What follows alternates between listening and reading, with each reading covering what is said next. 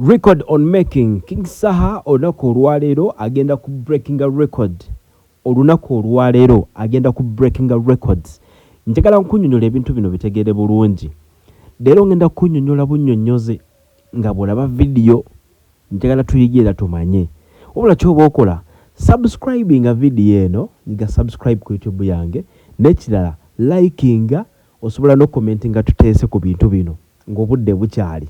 Kabaka akyali waka akyageza kulaba nga bamuteekateeka, kumutereza kaviiri n'ebirala ebiringa ebyo, kumutereza ku ngoye za kulonda ngoye zagenda kwambala ng'agenda okuyimba leero akawungeezi. Kakubulira bino, record olwaleero egenda kubanga emenyebwa nga King Saha yamenya record eno olwaleero. Kololo oyo tuddeko kemabega. Bebe Cool yasooka okukola show e Kololo. By the way, Bebe Cool yasooka okukola show ku Serena. Yes. Then bwe ku Serena nadda e Kololo. Nakola doomu mujjukira show ya Bebe Cool. Entrance yali ya $50 ordinary. Actually it was a VIP show nenga sente zisokebwako zali 25 5 ne million 3 ne million 5. That is the most expensive show ever mu Uganda buchanga ebintu bya concert bitandikawo. Ye show ekyasinze beera expensive ya Bebe Cool yali Colorado. But Saha this time round record yagenda okumenya yeno. Je muyimbi agenda okusinga okubeera n'abantu abangi buchanga ebivulu bibaawo. Record eno agenda kugimenya leero. Abantu bakedde Kololo ku macha. Not even ku macha. Yesterday abantu bakedde ku kisaawe ennaku olw'ejjo ekiro ng'ali mukola sound check. Mwalabe numbers z'abantu tekibangawo mu sound check buchanga industry y'endongo etandika. Sound check n'ofuna abantu ng'abo. Kati olwaleero laba flooding y'abantu ekedde ku kisaawe Kololo. Flooding y'abantu abakedde ku kisaawe Kololo. Bayitirivu. Togera ku numbers z'abantu. Numbers. Nti show tenaba kutandika. Ejja kutandika sawa nga 10 officially. N'essaawa eno oba 10. N'essaawa eno omuntu ali ku kisaawe essaawa eno gw'olabaawo muyitirivu nnyo. To the level nti abali bweru almost bamala bumaze okujjuza Lugogo. Bamala bumaze okujjuza Lugogo gw'omuyimbi atimbye Lugogo. Abali bweru bokka essaawa eno bakumala bumazi okubanga Lugogo ajjudde. Essaawa eno abantu baawe bali ebweru. Mulimu batalina tickets ng'agenda gula buguzi ticket. Mulimu n'abagula tickets zaabwe nga ze naye agina mu ngalo. Bayitirivu. Saha tugamba yakatunda tickets emitwalo ng'ena. Kololo bw'aba ajjudde ng'ojjako ku paati y'obusubi awo tebajja kuyimirawo bantu. Naye bw'aba ajjudde Kololo asobola ogendamu emitwalo 8. Naye omanyi abantu emitwalo 8 obamanyi obenkana. Saha ne waba akuŋŋaanya abantu emitwalo 3 nga beyeetaaga. Emitwalo 5. Tubalire ku ordinary kuyingira emitwalo 2. Emitwalo 2 times emitwalo 5. Gata emitwalo 2 egy'essente times abantu emitwalo 5 oba mu sente meka oba mu billions of money. Olunaku olwaleero Saha jjukira nabagambye dda nti Saha eno show agyekoledde ye promoter n'abamuyambyeko Bakin Kalisa MTN wabula ye main promoter yagyetegeeredde leero talinamu Babitex n'abantu abalingawo babbajjo. Show agikoze nga ye. Suubira Saha okufuna sente empitirivu nnyo olunaku olwaleero. Tugende mu comparison bangi badde balinze okulaba nti barenginga Rage ne Saha. Era nkuwadde video wansawo ya Rage ogyetegereze bulungi. Wetegereze audience na buli kimu setup buli kimu. Stage ya King Saha eri massive ekubise ya Rage. N'abantu yagalagaana agenda kubisaamu abantu ba Rage emirundi gyonna. Yagalagaana. Leero record egenda kuba emenyebwa. Mpira like ku video eno, subscribing ku video eno, commenting ombulire ku Rage ne Saha. Guluza ne agenda okusinga olunaku olwaleero. Wano wetuli. Abantu ba Saha bakedde ku kisaawe olunaku olwaleero bayitirivu big numbers.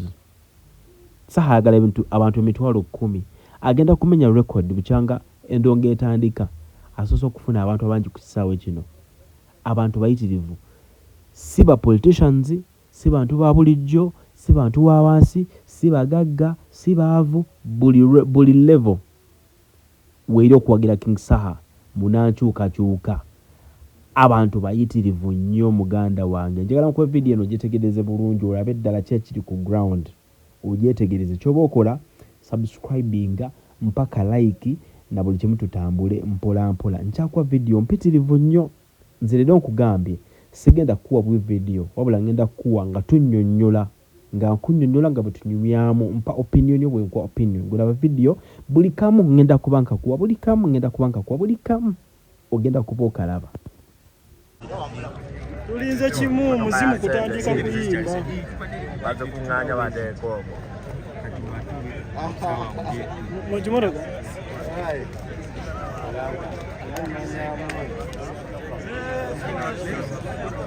babagaye mugenderi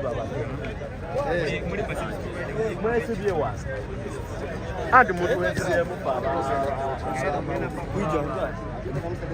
social media mutwesibyemu mmwe bano si ba service provider bano bantu bazze mu kivulu kya saa muyinza ogaana edda abo ba service provider era biki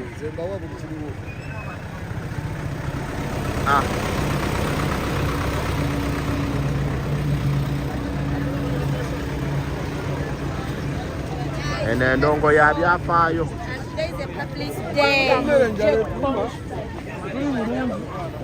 tuli ludda wa Kololo tuli wa Kololo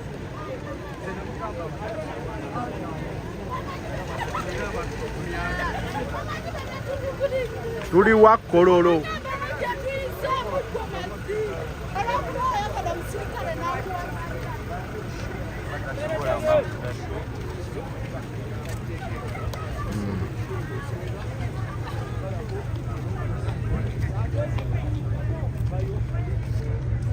mpulidde eddoboozi lyako amasaafu tuli Kololo abo bonna bakyali bantu Dogo Sweep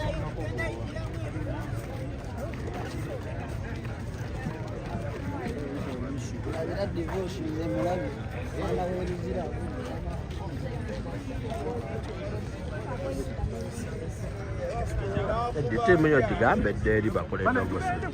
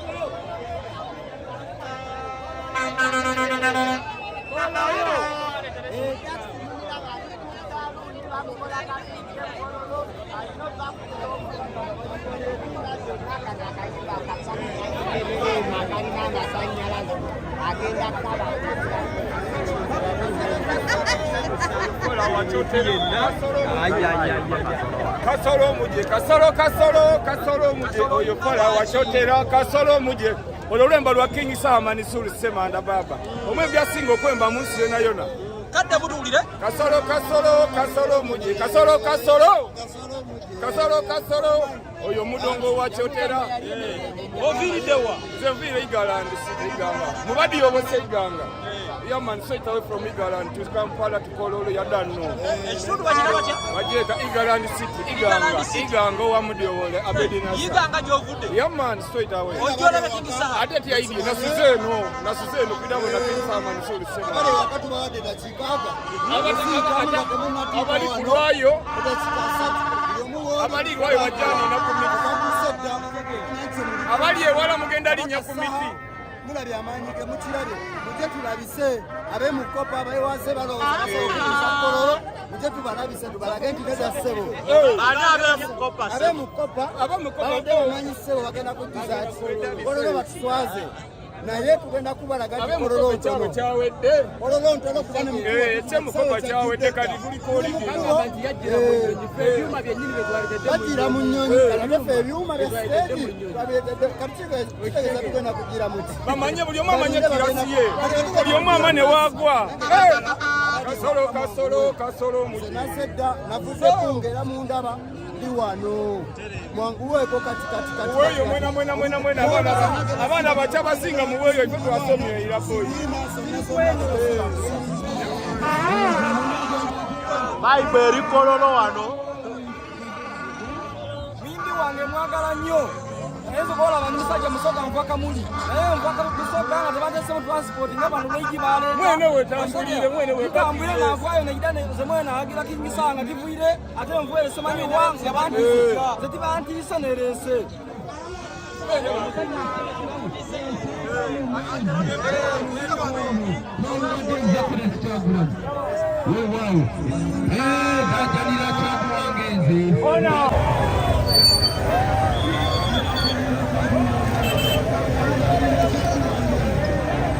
Oh,